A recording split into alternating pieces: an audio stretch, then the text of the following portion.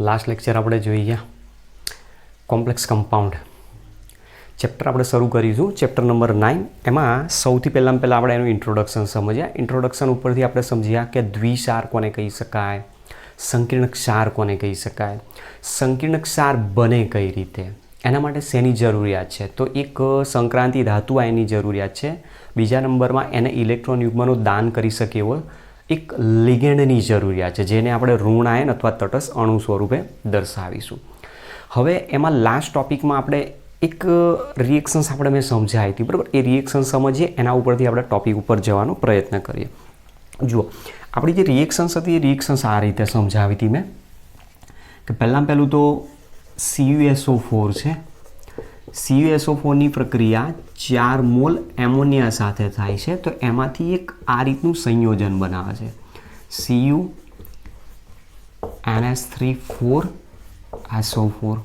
પછી બીજો પ્રક્રિયા આપી હતી FeCN twice plus 4 KCN gives K4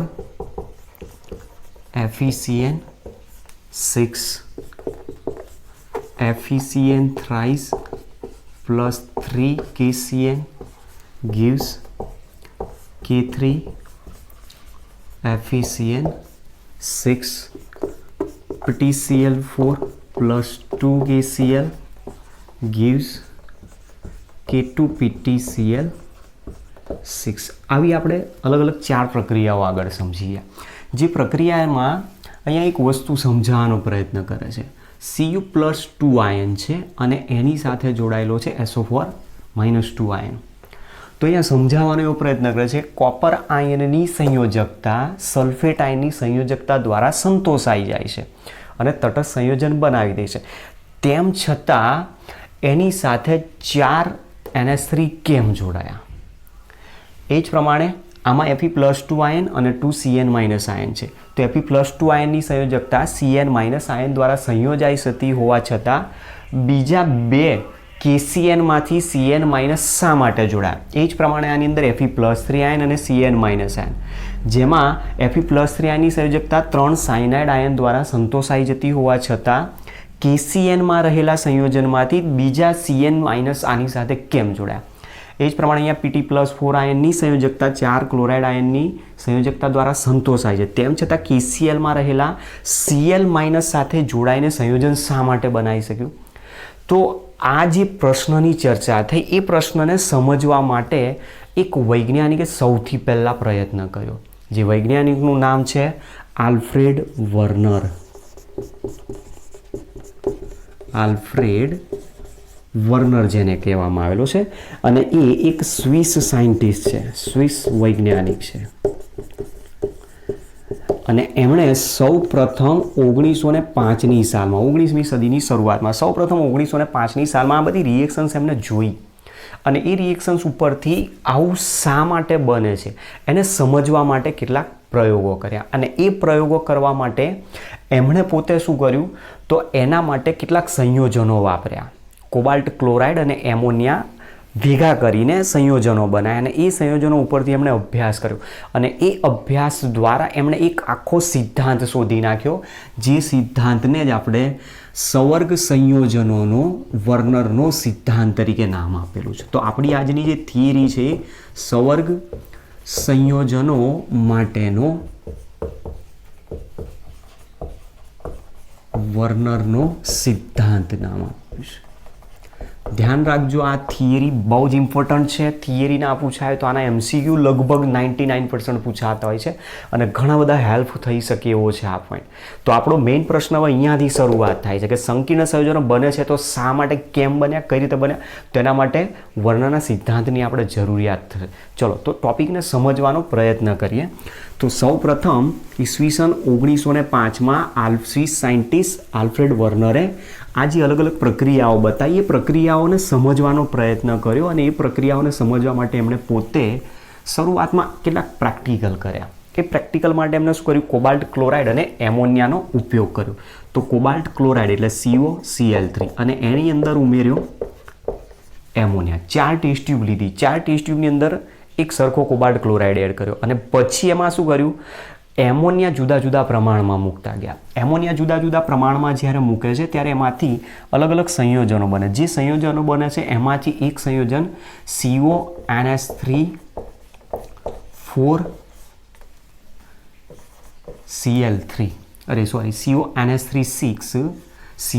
આ રીતનું એક સંયોજન બનતું હોય છે.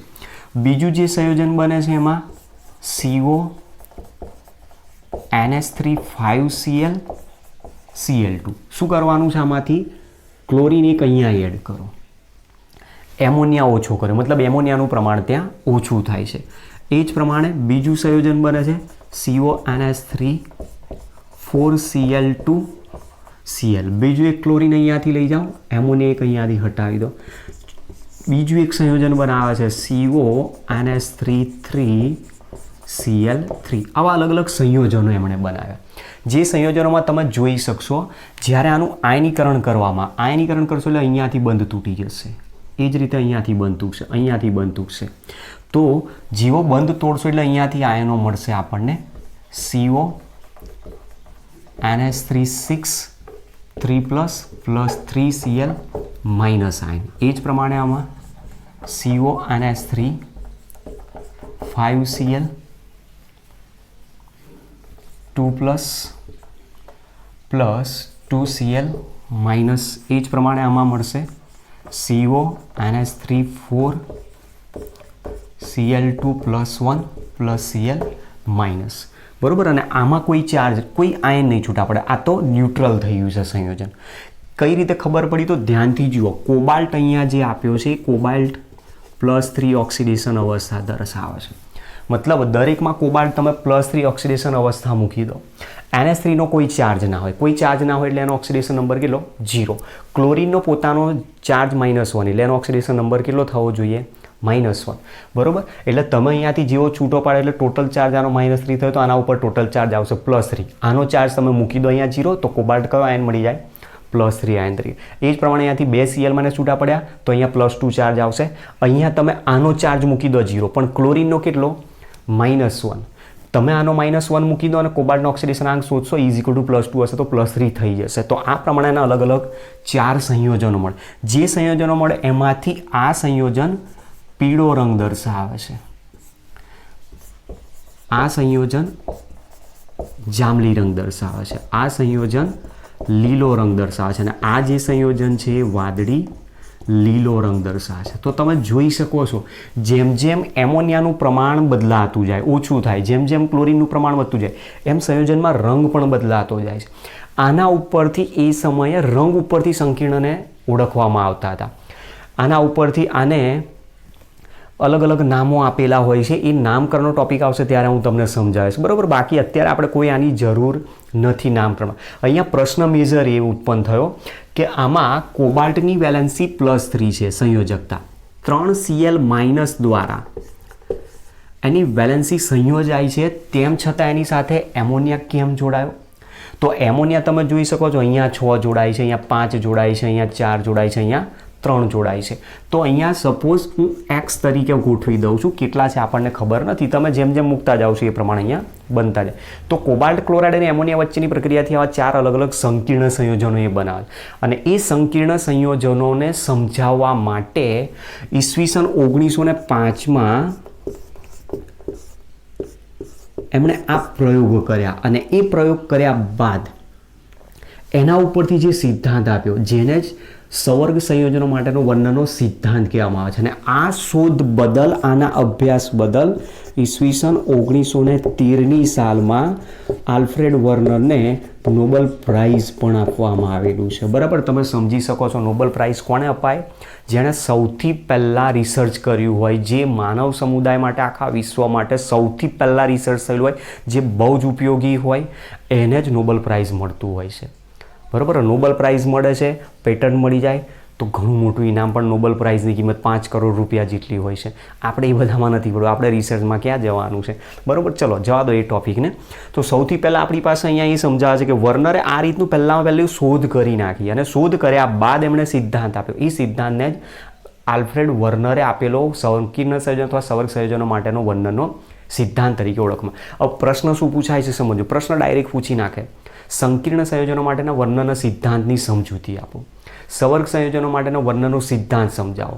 વર્નરના સિદ્ધાંતના અગત્યના મુદ્દાઓ જણાવો. આવો પણ પ્રશ્ન પૂછી શકે છે. સૌથી પહેલાં આપણે વર્ણનનો સિદ્ધાંત સમજીએ અને એના ઉપરથી એના અગત્યના મુદ્દાઓ કયા છે એને સમજવા પ્રયત્ન કરીએ. ચલો, તો આટલો પોઈન્ટ ખ્યાલ આવી ગયો હશે કે આમાં શું સમજાવવાનો પ્રયત્ન કર્યો છે. તો આલ્ફ્રેડ વર્નરે કોબાલ્ટ ક્લોરાઇડ અને એમોનિયાના સંયોજનો બનાવ્યા. MCQ તમારે ધ્યાન રાખવાનો છે. હવે એ જે MCQ છે એમાંથી બીજો પણ એક MCQ અહીંયા સમજાવું છું. જુઓ, મેં આયનો હજુ એમના એમ રાખ્યા છે. પેલું જે છેલ્લું સંયોજન હતું લાસ્ટ એ અહીંયા લખી દઉં છું, CONS3,3Cl3. આ રીતના આપણી પાસે સંયોજનો મળ્યા. જે સંયોજન હતા એને ફરી અહીંયા દર્શાવી દઉં છું, CONS3 6Cl3, CONS3 5Cl Cl2, CONS3 4Cl2 Cl. બરાબર, આ સંયોજનો છે અને આપણું ચોથું સંયોજન આ. હવે આમાંથી પ્રશ્ન પૂછાતા હોય. હવે તમે આયનો આની અંદર તમે જોઈ શકો છો. જુઓ, આ એક જ આયન છે અને આ અહીંયા 3 આયન. તો 1:3 આ એક આયન, અહીંયા 2 આયન. તો 1:2 આ એક આયન, એક આયન. તો 1:1. તો આ પ્રમાણેના અલગ અલગ આયનો છૂટા પડતા હોય. એ આયનોની જે સંકીર્ણ સંયોજન બન્યું એ સંકીર્ણનું જ્યારે તમે જલીય દ્રાવણ બનાવશો તો આ રીતનું આયનીકરણ થશે. એ જલીય દ્રાવણમાં શેનો ઉપયોગ કરવાની વાત કરે છે? Silver nitrate. આવા બધા ક્વેશ્ચન ભૂતકાળમાં પૂછાયેલા છે, બરાબર, અને પૂછાયા કરે છે. સિલ્વર નાઇટ્રેટનું જ્યારે જલીય દ્રાવણ ઉમેરી દેવામાં પ્રશ્ન પૂછી નાખે કે કોબાલ્ટ ક્લોરાઇડ અને એમોનિયા દ્વારા બનેલું એક સંકીર્ણ સંયોજન છે જેમાં સિલ્વર નાઇટ્રેટનું જલીય દ્રાવણ ઉમેરતા એમાંથી AgClના 1 મોલ છૂટા પડે તો નીચેનામાંથી કયું સંયોજન હોઈ શકે? AgClના 1 મોલ છૂટા પડે.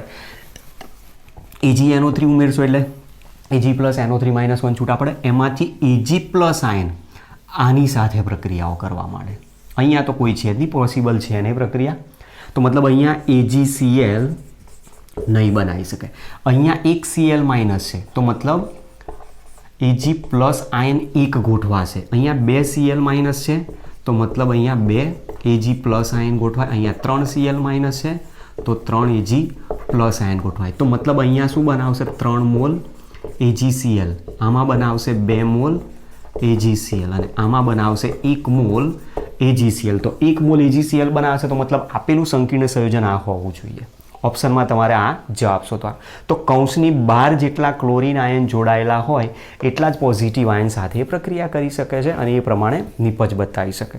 તો આપણી પાસે ક્વેશ્ચન એક MCQ સ્વરૂપે અહીંયાથી પૂછાઈ શકે છે.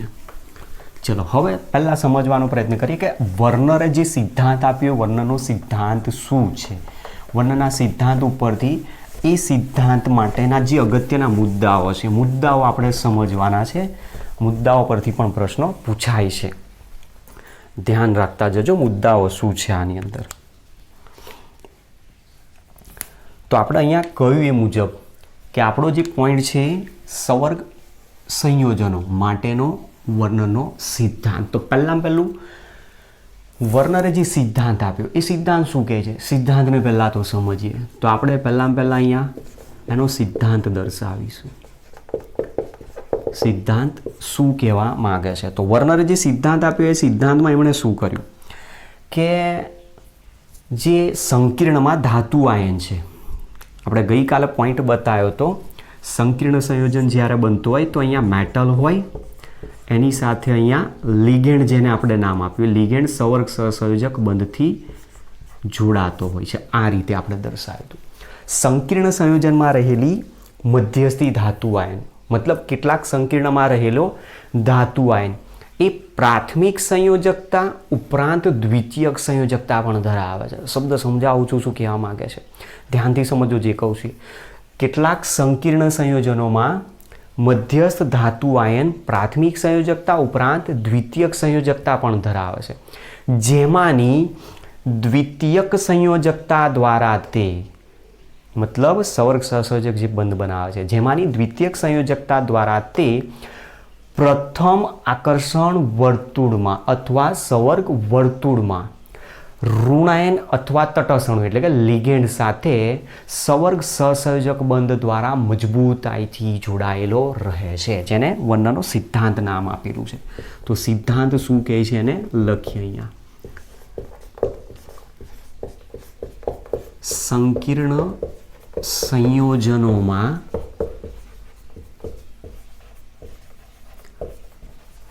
મધ્યસ્થ સંકીર્ણ સંયોજન પણ હોઈ શકે અથવા આયન પણ હોઈ શકે છે. બરાબર, તમારે ધ્યાન રાખવાનું, સંકીર્ણ આયન પણ હોઈ શકે, સંકીર્ણ સંયોજન પણ હોઈ શકે છે. સંકીર્ણ સંયોજનોમાં મધ્યસ્થ ધાતુ આયન પ્રાથમિક સંયોજકતા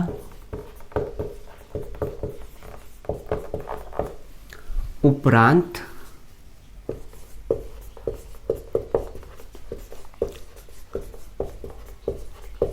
દ્વિતીયક સંયોજકતા પણ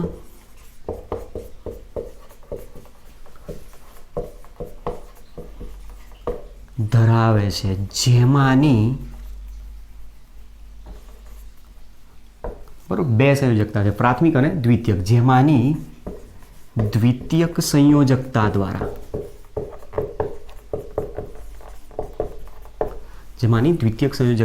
દ્વારા તે પ્રથમ આકર્ષણ વર્તુળમાં, મતલબ કે ચોરસ કૌંસની વાત કરે છે, પ્રથમ આકર્ષણ વર્તુળમાં ઋણ આયન અથવા તટસ્થ અણુ, મતલબ કે અહીંયા જે વાત કરી છે લિગેન્ડની વાત કરી છે, સાથે સવર્ગ સહસંયોજક બંધથી અથવા સવર્ગ સહસંયોજક બંધ દ્વારા લખીએ છીએ, સવર્ગ સહસંયોજક બંધ દ્વારા મજબૂતાઈથી જોડાયેલો રહે છે. તો તમે જોઈ શકો છો આની અંદર કીધું છે સવર્ગ સહસંયોજક બંધ દ્વારા મજબૂતાઈથી જોડાયેલો રહે છે. આ ભાગ અહીંયા દર્શાવ્યો છે. હવે એ જ શું કહેવા માંગે છે, એની દ્વિતીયક સંયોજકતા છે, મતલબ ધાતુની દ્વિતીયક સંયોજકતા એનો સવર્ગ સહસંયોજક બંધ બતાવેલો છે. જેટલા સવર્ગ સહસંયોજક બંધ બનાવે એટલી એની દ્વિતીયક સંયોજકતા ગણાતી હોય છે. તો જ્યારે પણ આપણે સંકીર્ણનું પાણીમાં દ્રાવણ બનાવીએ તો જલીય દ્રાવણ બનાવીએ છીએ ત્યારે આપણે જોઈ શકીએ છીએ ચોરસ કૌંસની અંદરનો ભાગ છૂટો નથી પડતો, એનું આયનીકરણ થતું નથી, અને એના પાછળનું કારણ શું કીધું, સવર્ગ સહસંયોજક બંધ દ્વારા મજબૂતાઈથી જોડાયેલો રહે છે, અને એટલા માટે એનું આયનીકરણ થઈ શકતું નથી, મતલબ દ્વિતીયક સંયોજકતાનું આયનીકરણ થાય નહીં. તો આ એનો સિદ્ધાંત છે. હવે સિદ્ધાંત ઉપરથી જ એના પોઈન્ટ્સ આપણે લખવાના છે. બરાબર, સિદ્ધાંત તમે લખી લો, પોઈન્ટ્સ અહીંયા હું ફટાફટ સમજાવતો જાઉં છું, કારણ કે આના માટે પોઈન્ટ થોડાક વધારે છે, આપણે એને સમજવા પડશે વ્યવસ્થિત. એટલે સિદ્ધાંત આપણી પાસે આ રીતનો છે. એટલે સિદ્ધાંતને ધ્યાનથી સમજી લેજો. કોઈ પણ સંકીર્ણ સંયોજન આપેલું હોય અથવા સંકીર્ણ આયન હોય તો એમાં રહેલો મધ્યસ્થ ધાતુ આયન પ્રાથમિક સંયોજકતા ઉપરાંત દ્વિતીયક સંયોજકતા પણ ધરાવે છે, કે જેમાંની દ્વિતીયક સંયોજકતા દ્વારા તે લિગેન્ડ સાથે એટલે કે ઋણાયન અથવા તટસ્થ અણુ સાથે ઇલેક્ટ્રોન યુગ્મનો સ્વીકાર કરી સવર્ગ સહસંયોજક બંધ બનાવે છે, અને તેની સાથે મજબૂતાઈથી સવર્ગ વર્તુળમાં અથવા પ્રથમ આકર્ષણ વર્તુળમાં જોડાયેલો રહે છે, જેને આલ્ફ્રેડ વર્નરનો સવર્ગ સંયોજનો માટેનો વર્નરનો સિદ્ધાંત કહેવામાં આવે છે. ચલો પોઈન્ટ્સ એના સમજતા જઈએ.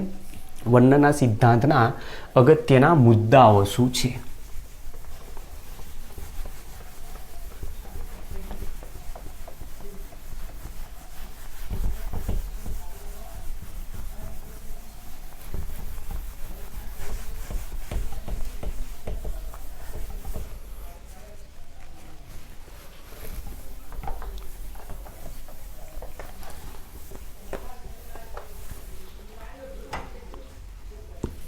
તો ચલો નેક્સ્ટ આપણો જે પોઈન્ટ છે હવે થિયરી સમજવાનો પ્રયત્ન કરીએ.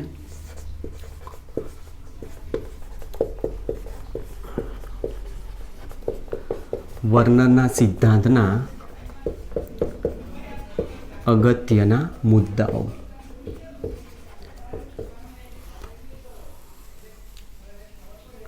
એમાં મુદ્દા નંબર 1 શું કહે છે? તો વર્નરે સૌથી પહેલો એની અંદર મુદ્દો સમજાયો કે સંકીર્ણ સંયોજનમાં મધ્યસ્થ ધાતુ બે પ્રકારની સંયોજકતા ધરાવે, પ્રાથમિક સંયોજકતા અને દ્વિતીયક સંયોજકતા. ક્લિયર? આ પહેલા નંબરનો મુદ્દો છે એનો આપેલો. મધ્યસ્થ ધાતુ આયન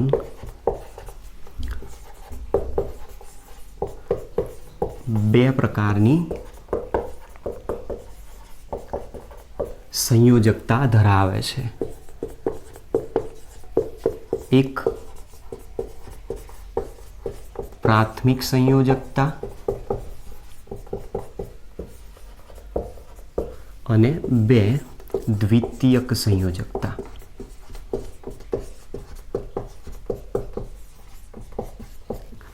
ચલો, આ પહેલો પોઈન્ટ આપ્યો છે. પોઈન્ટ નંબર 2, પ્રાથમિક સંયોજકતા. હવે સિમ્પલ લોજિકલી અહીંયા સમજી લો. આપણી પાસે સંકીર્ણ સંયોજન છે. પ્રથમ આકર્ષણ વર્તુળ, એમાં પ્રથમ આકર્ષણ વર્તુળમાં શરૂઆતમાં મેટલ છે, મેટલ સાથે જોડાયેલો છે લિગેન્ડ. એની ડાબી બાજુ જે જોડાયેલો હોય ધન આયન હોય, એની જમણી બાજુ જે જોડાયેલો હોય ઋણ આયન હોય. એમાં આ જે બંધ બનાવેલો છે એ બંધ કયો હોય? આયનિક બંધ હોય. અને જે આયનિક બંધથી જોડાયેલા હોય ને એ પ્રાથમિક સંયોજકતાથી જોડાય. એની પ્રાથમિક સંયોજકતાથી જોડાય. આ જે બંધ બનાવ્યો છે સવર્ગ સહસંયોજક બંધ છે, જે એની દ્વિતીયક સંયોજકતાથી જોડાયેલો હોય. તો આ એક પોઈન્ટ ધ્યાન રાખવાનો. પ્રાથમિક સંયોજકતા જે આયનિક બંધ બનાવે છે, દ્વિતીયક સંયોજકતા જે સવર્ગ સહસંયોજક બંધ બનાવે. જેમાં આયનીકરણ કોનું થાય? તો પ્રાથમિક સંયોજકતાનું જ. મતલબ પ્રાથમિક સંયોજકતાનું આયનીકરણ થઈ શકે છે એટલે આયનીકારક પ્રકારની છે. દ્વિતીયક સંયોજકતાનું આયનીકરણ થઈ શકતું નહીં, મતલબ બિન આયનીકારક પ્રકારની છે. પ્રાથમિક સંયોજકતાનું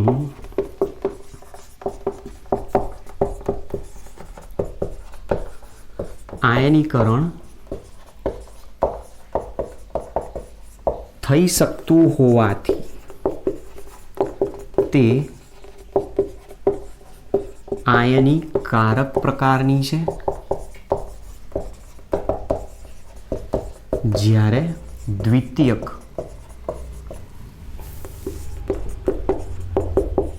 સંયોજકતાનું આયનીકરણ થઈ શકતું ન હોવાથી તે બિન આયનીકારક પ્રકારની છે. એટલે તમારે આના પરથી ધ્યાન રાખવાનું કે જ્યારે પણ તમે સંકીર્ણ સંયોજનનું દ્રાવણ બનાવો ત્યારે હંમેશા ધન અને ઋણ આયન જે કૌંસની બહાર છે એ જ છૂટા પડે. એના સિવાયના કોઈ છૂટા પડી શકતા નથી. ચલો, ત્યાર પછી પોઈન્ટ નંબર 3. હવે તો તમને ખ્યાલ આવી ગયો પ્રાથમિક સંયોજકતા કોને કહેવાય, દ્વિતીયક સંયોજકતા કોને કહી શકાય. તો પ્રાથમિક સંયોજકતા જે આયનિક બંધથી જોડાયેલા છે એના પરથી ઓળખાતી હોય છે. તો મતલબ પ્રાથમિક સંયોજકતા કોના દ્વારા સંતોષાયેલી છે? એક ધન આયન અને ઋણ આયન દ્વારા. ચોપડીની અંદર ધન આયન એકલો જ લખેલો હશે અથવા ઋણ આયન એકલો જ લખેલો હોય, બંને આવી શકે છે. અહીંયા K4 એફિશિયન્સી મૂકશો તો પોઝિટિવ આયન આપશે. અહીંયા તમે સંયોજન બનાવો છો CuNH3 6SO4 તો અહીંયા નેગેટિવ આયન આવે છે. બરાબર? તો સંયોજનમાં તમને ક્લિયર ખ્યાલ આવી જવો જોઈએ કે પ્રાથમિક સંયોજકતા જેનું આયનીકરણ થઈ શકે છે એ ધન અથવા ઋણ આયન દ્વારા સંતોષાય છે. જ્યારે દ્વિતીયક સંયોજકતાની વાત કરો તો દ્વિતીયક સંયોજકતા માત્ર કોના દ્વારા? લિગેન્ડ દ્વારા સંતોષાય છે. ચલો, તો પોઈન્ટ નંબર 3, પ્રાથમિક સંયોજકતા ધન અથવા ઋણ આયન દ્વારા સંતોષાય છે. જ્યારે દ્વિતીયક સંયોજકતા લિગેન્ડ દ્વારા સંતોષાય છે.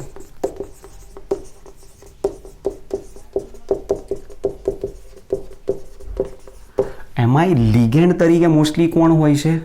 તો મોટા ભાગે ઋણ આયન હોઈ શકે છે.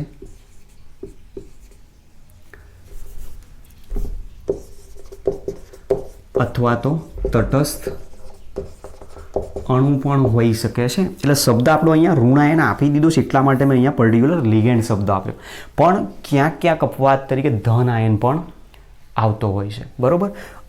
તો અહીંયા બીજું એક ધ્યાન રાખવાનું, અપવાદ તરીકે ધન આયન હોઈ શકે. એ ધન આયન તરીકે NO+ પણ હોય છે, NO2+ પણ હોય છે. NO+ એટલે એને નાઇટ્રોસોનિયમ આયન કહેવાય ને, NO2+ એટલે નાઇટ્રોનિયમ આયન કહેવામાં આવે છે. અને અમુક રેર કેસમાં એવા સંયોજનો બને જેની અંદર આપણને જોવા મળતો હોય. તો પહેલી 3 મુદ્દાઓ એના આ છે કે વર્નરે જે સિદ્ધાંત આપ્યો એ વર્નરના સિદ્ધાંતના મુદ્દાઓ શું છે. ચલો ત્યાર પછી મુદ્દા નંબર 4 ઉપર જઈએ.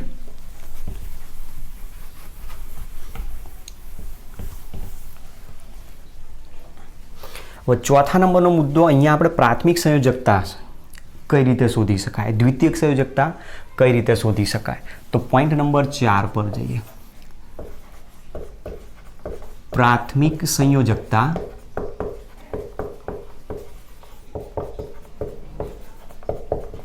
ધાતુનો ઓક્સિડેશન આંક દર્શાવે.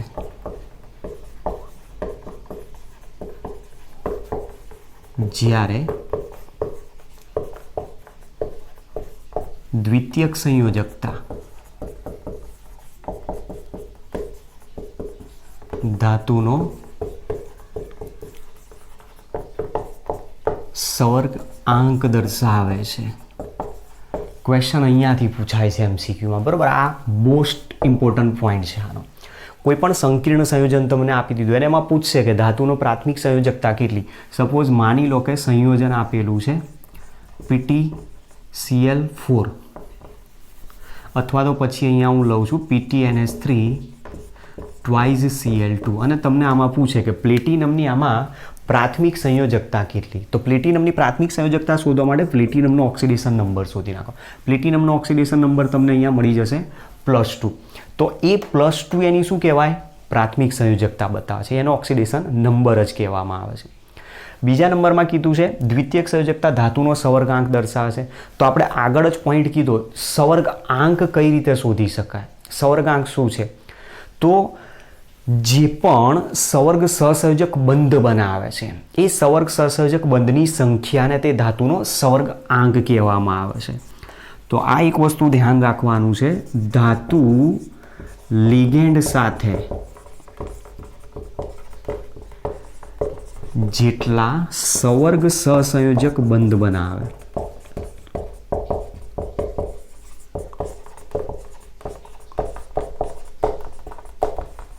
તેની સંખ્યાને તેનો સવર્ગ આંક કહે છે. તો મતલબ તમને અહીંયાથી પ્રશ્ન પૂછે પ્લેટિનમનો સવર્ગાંક કેટલો? તો પ્લેટિનમમાં તમે જુઓ 4 NH3 લિગેન્ડ જોડાય, અરે 2 NH3 લિગેન્ડ જોડાય તો 2 સવર્ગ સહસંયોજક બંધ બનાવશે. 2 ક્લોરાઇડો લિગેન્ડ જોડાય તો 2 સવર્ગ સહસંયોજક બંધ બનાવશે. તો મતલબ ટોટલ કેટલા બંધ થાય? 4. તો મતલબ આમાં દ્વિતીયક સંયોજકતા કેટલી ગણવાની? 4 દ્વિતીયક સંયોજકતા.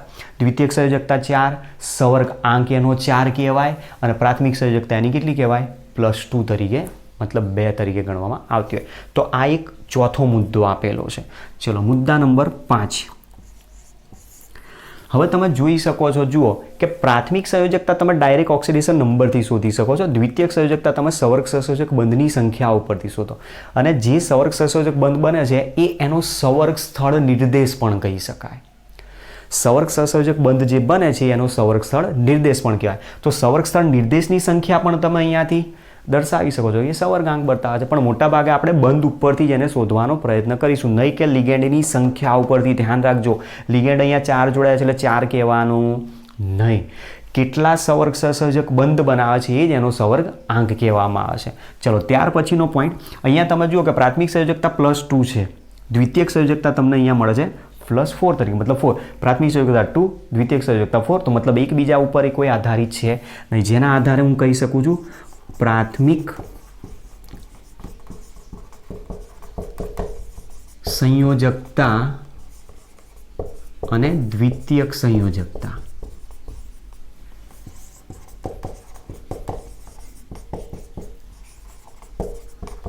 એકબીજાથી સ્વતંત્ર છે, મતલબ એકબીજા ઉપર કોઈ દિવસ આધાર રાખતા નથી. ચલો નેક્સ્ટ પોઈન્ટ ઉપર જઈએ આના ઉપરથી, જેમાં ઉદાહરણથી હું સમજાવવાનો તમને પ્રયત્ન કરું કે શું સમજાવે છે આમાં.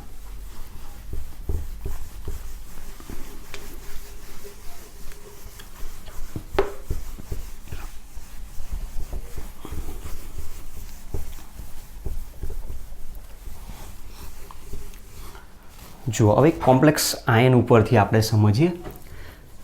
દાખલા તરીકે કોમ્પ્લેક્સ આયન અહીંયા હું લઉં છું COF6 3- તરીકે. બરાબર, આ બધું કઈ રીતે લખાય છે ધીમે ધીમે શીખી જશો. ચલો, એમાં કોબાલ્ટ છે. ધ્યાન રાખવાનું છે, ધાતુ જ્યારે લખતા હો લખવાની સિસ્ટમમાં CO આ રીતે પણ આપણે લખીએ છીએ, CO આ રીતે પણ લખીએ. આ કાર્બન મોનોક્સાઇડ છે, જ્યારે આ કોબાલ્ટ ધાતુ આપેલી છે. તો આપણે અહીંયા સંક્રાંતિ ધાતુ લખવાની.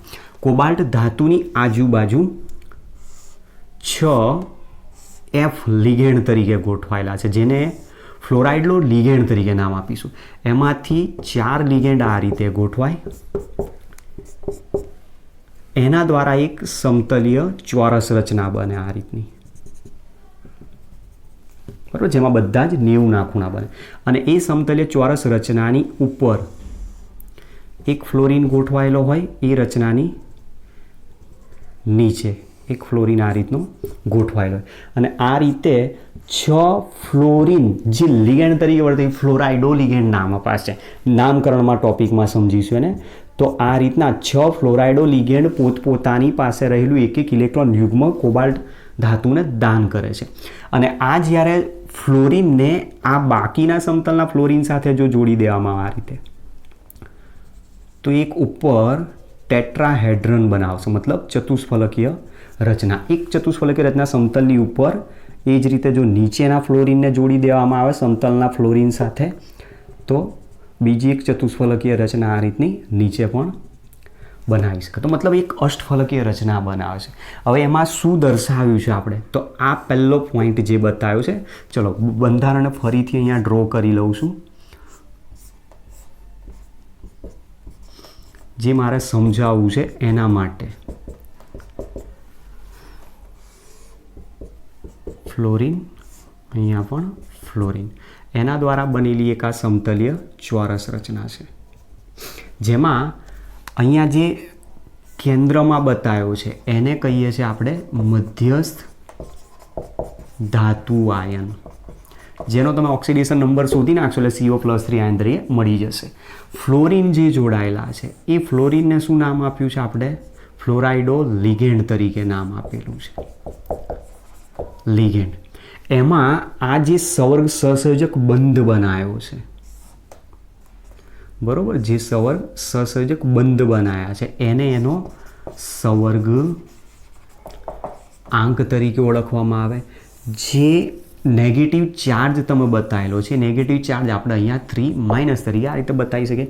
અને આ જે લખ્યું છે એને જ આપણે સવર્ગ વર્તુળ તરીકે નામ આપેલું છે. તો જુઓ, પ્રથમ આકર્ષણ વર્તુળની અંદર મેં આ રીતના સંકીર્ણ સંયોજનને ગોઠવી દીધા છે, બરાબર. આને તમે અહીંયા રાખવું હોય તો અહીંયા રાખી શકો છો, નામને બહાર લેવા હોય તો નામને બહાર પણ લઈ શકો છો. તો આને અહીંયા આ રીતે લઈ શકીએ છીએ 3- તરીકે. તો જુઓ, દાખલા તરીકે કોબાલ્ટ COF6 3- સંકીર્ણ આયનમાં કોબાલ્ટ એ મધ્યસ્થ ધાતુ આયન આપેલી છે, જેની આજુબાજુ 6 ફ્લોરાઇડો લિગેન્ડ 6 સવર્ગ સહસંયોજક બંધથી ગોઠવાય છે. અને તેથી કોબાલ્ટનો સવર્ગ આંક, બરાબર, આપણો જે મુદ્દો છે એ મુજબ સવર્ગ આંક કેટલો થવો જોઈએ? અહીંયા કોઓર્ડિનેશન નંબર 6 થશે. સવર્ગ આંક એટલે એને કહેવાય કોઓર્ડિનેશન નંબર તરીકે. તો આપેલ સંકીર્ણ આયનમાં કોબાલ્ટ એ મધ્યસ્થી ધાતુ આયન છે, જેની આજુબાજુ 6 ફ્લોરાઇડો લિગેન્ડ 6 સવર્ગ સહસંયોજક બંધથી જોડાય છે. તેથી કોબાલ્ટ ધાતુ આયનનો સવર્ગાંક 6 થશે, જેમાં 6 ફ્લોરાઇડો લિગેન્ડ ચોક્કસ દિશાએથી ગોઠવાય છે. તમે જોઈ શકો છો, એને રેન્ડમલી ગમે તેમ આપણે ગોઠવી શકીએ. અને ઇસીજી પોલનો સિદ્ધાંત તમે ભણી ગયેલા છો. પરમાણુ જ્યારે નજીક આવીને અણુમાં બનવાનો પ્રયત્ન કરે ત્યારે એમની વચ્ચે કેટલીક વખત રિપલ્ઝન વધતું ઓછું થતું હોય અને ક્યારેક સ્ટેબલ થવા માટે રિપલ્ઝનને ઓછું કરે. તો આ રિપલ્ઝન એકદમ ઓછું કરવા માટે જે પ્રમાણે ગોઠવાય છે, જેથી કહી શકાય કે અહીંયા ફ્લોરાઇડો લિગેન્ડ ચોક્કસ દિશાએથી ગોઠવાય છે. અને ચોક્કસ દિશાએથી ગોઠવાતો હોવાથી જ મુદ્દા નંબર 6 છે, ધાતુનો સવર્ગાંક અથવા દ્વિતીયક સંયોજકતા દિશાકીય ગુણધર્મ ધરાવે છે. ધાતુની દ્વિતીયક સંયોજકતા. ચલો આને અહીંયાથી હટાવી દઉં છું હવે. અને કોઓર્ડિનેશન નંબર જે અહીંયા મળ્યો છે આપણને એ લખી દઉં છું. Coordination number is equal to 6. અને એનો ઓક્સિડેશન નંબરની જો વાત કરે તો ઓક્સિડેશન નંબર તમે અહીંયાથી શોધશો એટલે તમને +3 મળી જશે. તો ધાતુની દ્વિતીયક સંયોજકતા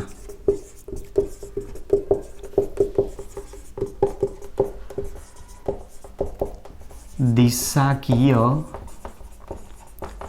ગુણધર્મ ધરાવે છે. અને દિશાકીય ગુણધર્મ ધરાવતી હોવાના કારણે જે ચોક્કસ ભૌમિતિક રચના ધરાવતા સંકીર્ણ સંયોજનો બનાવી શકે છે. જેમાં અલગ અલગ પ્રકારના સંકીર્ણ સંયોજનો આપણે આગળ ભણીશું. જેમાં સમતલીય ચોરસ હોય, સમચતુષ્ફલકીય હોઈ શકે છે, સમચોરસ પિરામિડલ હોઈ શકે છે, ટ્રાયગોનલ બાયપિરામિડલ હોઈ શકે અને આ પ્રમાણે અષ્ટફલકીય રચના પણ હોઈ શકે છે, ધરાવે છે. જેથી ચોક્કસ ભૌમિતિક રચના ધરાવતા સંકીર્ણ સંયોજનો બનાવી શકે છે. તો એક આ પોઈન્ટ આપણો બીજો એક સમજાયો કે એમાં જે સવર્ગાંક દર્શાવ્યો છે, જે દ્વિતીયક સંયોજકતા છે, દ્વિતીયક સંયોજકતા ચોક્કસ દિશાએથી ગોઠવાય છે અને દિશાકીય ગુણધર્મ ધરાવતો હોવાના કારણે જ એ અલગ અલગ પ્રકારની ભૌમિતિક રચનાઓ બનાવી શકે છે. અને મુદ્દા નંબર લાસ્ટ આપણો જે છે, છેલ્લો મુદ્દો આની અંદર શું આપી શકીએ છીએ આપણે? તો ફાઇનલ પોઈન્ટ જે છે એમાં શરૂઆતથી જ મેં તમને સમજાવી દીધો છે કે સંકીર્ણ સંયોજનમાં સવર્ગ વર્તુળની ડાબી બાજુ ધન આયન, જમણી બાજુ ઋણ આયન, સવર્ગ વર્તુળની અંદર ધાતુ સાથે દ્વિતીયક સંયોજકતાથી સવર્ગ સહસંયોજક બંધથી લિગેન્ડ જોડાતો હોય છે. તો મુદ્દા નંબર 7 છેલ્લો પોઈન્ટ આપી શકીએ છીએ. સંકીર્ણ સંયોજનમાં સવર્ગ વર્તુળની બહાર ડાબી બાજુ ધન આયન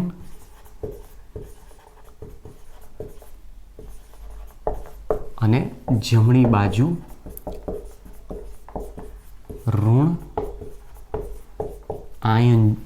આયનિક બંધથી જોડાય છે. જ્યારે સવર્ગ વર્તુળમાં ધાતુ આયન લિગેન્ડ સાથે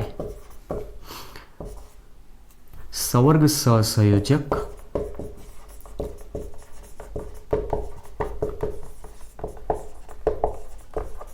બંધથી જોડાય છે. બરોબર. દાખલા તરીકે K4 FeCN6 એક આમાં ધન જોડાયેલો છે, જ્યારે એની જગ્યાએ CO NH3 6Cl3 અહીંયા ઋણ આયન જોડાયેલો છે. તો સવર્ગ વર્તુળની ડાબી બાજુ ધન આયન, સવર્ગ વર્તુળની જમણી બાજુ ઋણ આયન જે આયનિક બંધથી જોડાયેલા હોય, જ્યારે સવર્ગ વર્તુળની અંદર મધ્યસ્થી ધાતુ સાથે લિગેન્ડ સવર્ગ સહસંયોજક બંધથી જોડાયેલો હોય છે. અને આ જે 7 મુદ્દા થાય, 7 મુદ્દા શું બતાવે છે? વર્નરના સિદ્ધાંતના અગત્યના મુદ્દાઓ. ટેક્સ્ટબુકની અંદર મુદ્દાઓમાં થોડું ઘણું શોર્ટ કરી નાખ્યું છે, 4 મુદ્દા હશે. તો ઘણી વખત છોકરાઓ કન્ફ્યુઝ થઈ જતા હશે કે સર આવા લખવાનો છું. હું તો બેટર માનું છું તમે આ જ મુદ્દાઓને તૈયાર રાખો. આની અંદરથી જ બધા ક્વેશ્ચનો પૂછી નાખે છે, બરાબર. તો જુઓ, વર્ણનનો સિદ્ધાંત આપણે સૌથી પહેલાં કીધું. વર્ણનનો સિદ્ધાંતમાં શું કીધું હતું કે કોઈ પણ સંકીર્ણ સંયોજન હોય અથવા સંકીર્ણ આયન હોય તેમાં મધ્યસ્થી ધાતુ આયન પ્રાથમિક સંયોજકતા ઉપરાંત દ્વિતીયક સંયોજકતા પણ ધરાવે છે, જેમાંની દ્વિતીયક સંયોજકતા દ્વારા તે ઋણાયન અથવા તટસ્થ અણુ પાસેથી ઇલેક્ટ્રોન યુગ્મનો સ્વીકાર કરી સંવર્ગ સંયોજક બંધ દ્વારા પ્રથમ આકર્ષણ વર્તુળ અથવા સંવર્ગ વર્તુળમાં મજબૂતાઈથી જોડાયેલો રહે છે. મુદ્દાઓ એના અગત્યના છે. એમાં મુદ્દા નંબર 1, મધ્યસ્થ ધાતુ આયન બે પ્રકારની સંયોજકતા ધરાવે, પ્રાથમિક સંયોજકતા અને દ્વિતીયક સંયોજકતા. મુદ્દા નંબર 2, પ્રાથમિક સંયોજકતાનું આયનીકરણ થઈ શકે છે, દ્વિતીયક સંયોજકતાનું આયનીકરણ થઈ શકતું નથી. એટલા માટે પ્રાથમિક સંયોજકતા આયનીકારક પ્રકારની છે, દ્વિતીયક સંયોજકતા બિન આયનીકારક પ્રકારની છે. પ્રાથમિક સંયોજકતાથી કોણ જોડાતું હોય તો પ્રાથમિક સંયોજકતા ધન આયન અને ઋણ આયન દ્વારા સંતોષાય. દ્વિતીયક સંયોજકતાથી કોણ જોડાય તો લિગેન્ડ. દ્વિતીયક સંયોજકતા લિગેન્ડ દ્વારા સંતોષાતી હોય છે. મતલબ ત્યાં લિગેન્ડ તરીકે ઋણ આયન અને તટસ્થ અણુ હોઈ શકે. ક્યારેક અપવાદ તરીકે નાઇટ્રોસોનિયમ અથવા નાઇટ્રોલિયમ અથવા હાઇડ્રેઝિનિયમ આયન પણ ત્યાં ધન આયન તરીકે જોડાયેલા જોવા મળી શકે છે આપણને. મુદ્દા નંબર 4, ચોથો મુદ્દો એની અંદર કહેવા માંગે છે કે પ્રાથમિક સંયોજકતા એ ધાતુનો ઓક્સિડેશન આંક દર્શાવે, જ્યારે દ્વિતીયક સંયોજકતા ધાતુનો સંવર્ગાંક દર્શાવે. તો સંવર્ગાંક એટલે શું? તો મધ્યસ્થી ધાતુ આયન લિગેન્ડ સાથે કેટલા સંવર્ગ સહસંયોજક બંધ બનાવે છે તેની સંખ્યાને તેનો સંવર્ગ આંક તરીકે ઓળખવામાં આવે છે. અને એ જે બંધ બનાવે છે, જે પરમાણુ દ્વારા જે ધાતુ આયન સાથે બંધ બને, એ પરમાણુ એની સાથે એક પ્રકારે નિર્દેશ કરે છે, એનું સ્થાન બતાવે. અને એટલા માટે એને સંવર્ગ સ્થળ નિર્દેશ પણ તરીકે આપણે નામ આપી શકીએ, જે લિગેન્ડના વર્ગીકરણમાં આપણે ટોપિકમાં આગળ સમજવાનો પ્રયત્ન કરીશું. પછી એમાં આપણે ઉદાહરણ બતાવ્યું. તો ઉદાહરણ ઉપરથી આપણને એક પોઈન્ટ મળ્યો કે ધાતુની દ્વિતીયક સંયોજકતા એટલે કે જે સંવર્ગ સહસંયોજક બંધ બને છે એ એક ચોક્કસ દિશાએથી ધાતુ આયન સાથે જોડાતી હોય અને એટલા માટે દિશાકીય ગુણધર્મ ધરાવે. પ્રાથમિક સંયોજકતા અને દ્વિતીયક સંયોજકતા એકબીજા સાથે કોઈ જ પ્રકારનો સંબંધ ધરાવતા નથી. મતલબ દ્વિતીયક સંયોજકતા એ પ્રાથમિક સંયોજકતાથી સ્વતંત્ર છે. અને લાસ્ટ જે આપણો પોઈન્ટ હતો એમાં કે સંકીર્ણ સંયોજનની ડાબી બાજુ સંવર્ગ વર્તુળની બહાર હંમેશા ધન આયન આયનિક બંધથી જોડાતો હોય અને જમણી બાજુ હંમેશા ઋણ આયન આયનિક બંધથી જોડાતો હોય. પરંતુ સંવર્ગ વર્તુળની અંદર મધ્યસ્થ ધાતુ આયન સાથે લિગેન્ડ સંવર્ગ સહસંયોજક બંધથી જોડાતો હોય છે. અને આ જે બધા મુદ્દા આપ્યા એ જ મુદ્દા ઉપરથી વર્નરે જે સિદ્ધાંત આપ્યો હતો કે શરૂઆતમાં જે 4 રિએક્શન આપી હતી એ 4 રિએક્શનને તમે ધ્યાનથી જોશો તો ત્યાં કહ્યું હતું કે કોપર +2 આયનની સંયોજકતા SL4 -2 દ્વારા સંતોષાય છે. તેમ છતાં એની સાથે 6 NH3 4 NH3 તમે જોડવા છો તો કઈ રીતે જોડાય તો એ રીઝન બધું આ સમજાવે છે. એના માટે આપણે ડેફિનેશન પણ જોઈ દે કે ધાતુ આયનની N-1D NSNP અથવા NSNP અને ND કક્ષક જો ખાલી હોય તો એ લિગેન્ડ પાસેથી ઇલેક્ટ્રોન યુગ્મનો સ્વીકાર કરીને સંવર્ગ સહસંયોજક બંધ બનાવી શકે છે. કોણ? ધાતુ આયનની વાત કરે છે. ધ્યાન રાખજો, અહીંયા ધાતુ નથી બતાવવાની આપણે, ધાતુ આયન છે. અને એ ધાતુ આયન ઇલેક્ટ્રોન યુગ્મનો સ્વીકાર કરી સંવર્ગ સંયોજક બંધથી જોડાય છે અને જે સંયોજન બનાવે છે એને જ આપણે સંકીર્ણ સંયોજન તરીકે નામ આપીએ છીએ. અને આ સિદ્ધાંતની શોધ બદલ જ આલ્ફ્રેડ વર્નરને 1913ની સાલમાં નોબેલ પ્રાઇઝ પણ આપેલું છે. ક્લિયર? ટોપિક બિલકુલ સમજાયો છે. ટોપિકના બધા પોઈન્ટને શાંતિથી વ્યવસ્થિત સમજજો, શાંતિથી અને ક્રમ બાય ક્રમ તૈયાર રાખજો. ગમે ત્યારે પ્રશ્ન MCQમાં જરૂર પડે તમે એને સરળતાથી સોલ્વ કરતા આવડવો જોઈએ. દાખલા તરીકે જુઓ, તમને એક્ઝામ્પલ બીજું એક અહીંયા સમજાવી દઉં છું. સપોઝ માની લો કે ઉદાહરણ અહીંયા હતું એના કરતાં અલગ અથવા આ જ ઉદાહરણ ઉપરથી પણ તમે કહી શકો છો. જુઓ, આની અંદર તમને પૂછે કે પોટેશિયમ ફેરોસાયનાઇડમાં Feની પ્રાથમિક સંયોજકતા કેટલી? શબ્દ કહું છું પ્રાથમિક સંયોજક એટલે તમારે શું શોધવાનો? એનો ઓક્સિડેશન નંબર. ઓક્સિડેશન નંબર શોધવાનો એટલે તમે પોટેશિયમ છે, પોટેશિયમનો +1 હોય, ટોટલ 4 છે તો અહીંયા મૂકી દો +4. સાયનાઇડ -1 આયન તરીકે હોય, ટોટલ 6 છે તો અહીંયા મૂકી દો -6. +4 -6 કેટલા વધ્યા? -2. ઓક્સિડેશન નંબર ધાતુનો હંમેશા પોઝિટિવ જ હોય તો સરવાળો કર્યા બાદ જેટલા વધે એને અહીંયા પ્લસ તરીકે મૂકી દેવાનો. આ બધી ટ્રીક હું તમને સમજાવીશ આગળ, બરોબર? અથવા આપણી જે મેથડ છે એના ઉપરથી તમે શોધી શકો છો. ઓક્સિડેશન નંબર શોધો, 4 પોટેશિયમ છે એનો +1 મૂકી દો. Feનો શોધવાનો છે, X ધારી લો. સાયનાઇડ 6 છે જેનો ઓક્સિડેશન નંબર -1 અને આની ઉપર અહીંયા કોઈ ચાર્જ નથી. કોઈ ચાર્જ ના હોય તો =0 મૂકી દો. -1 ચાર્જ હોય તો -1 મૂકો, +2 ચાર્જ હોય તો +2 મૂકી દો. તો અહીંયા +4 + X -6 = 0. તો X = કેટલા વધે? +2 તો મતલબ અહીંયા કયા આયન તરીકે છે +2 આયન તરીકે તો મતલબ પ્રાથમિક સંયોજકતા કેટલી મળી +2 દ્વિતીયક સંયોજકતા શોધવાનું કે તો લિગેન્ડ પહેલાં તો ચેક કરવાના લિગેન્ડના પ્રકાર તમને ખબર હોવા જોઈએ અહીંયા જે લિગેન્ડ મેં ગોઠવ્યો છે એ લિગેન્ડ એક જ બંધ બનાવી શકે એવો છે અને એવા ટોટલ કેટલા જોડ્યા છે 6 તો ટોટલ બંધ કેટલા બને છે 6 બંધ બને આની જેમ જ અહીંયા CN ગોઠવી દો અને સોરી અહીંયા Fe ગોઠવી દો અને અહીંયા 6 CN ગોઠવી દો તો 6 સવર્ગાંક દર્શાવે છે એવું છે 6 દ્વિતીયક સંયોજકતા દર્શાવે છે એવું તમે આના પરથી કહી શકો એ જ વસ્તુ આની અંદર પણ છે કોબાલ્ટ અહીંયા આપેલી છે કોબાલ્ટ ધાતુની પ્રાથમિક સંયોજકતા શોધવી છે NH3 0 છે તટસ્થ છે એટલે 0 મૂકી દો અહીંયા ક્લોરીન છે 3 આપેલા -1 મૂકી દો = 0 તો કોબાલ્ટ +3 આયન તરીકે મળશે પ્રાથમિક સંયોજકતા આની +3 દ્વિતીયક સંયોજકતા 6 NH3 જોડાય એટલે સવર્ગાંક એનો 6 મળે છે તો આ બધી વસ્તુ તમે આલ્ફ્રેડ વર્નરનો જે સિદ્ધાંતના મુદ્દાઓ છે એના ઉપરથી જવાબ આપી શકો અને ઘણા બધા MCQ આના ઉપરથી પણ વર્ષોથી પૂછાતા હોય છે તો આ આપણો આજની જે થિયરી હતી સંકીર્ણ સંયોજન માટેનો વર્નરનો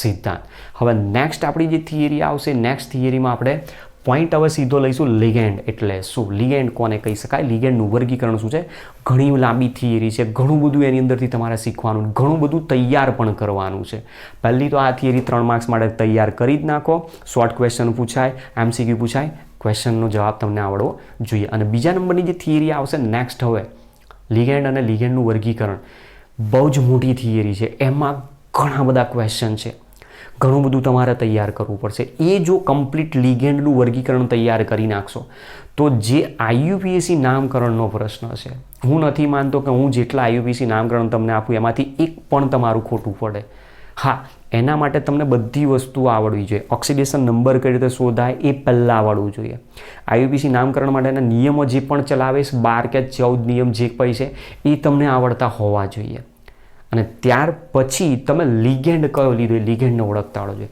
તો હવે લિગેન્ડને કઈ રીતે ઓળખવો આવનાર લેક્ચરમાં એને સમજીએ બરાબર ઓકે થેન્ક્સ ટુ ઓલ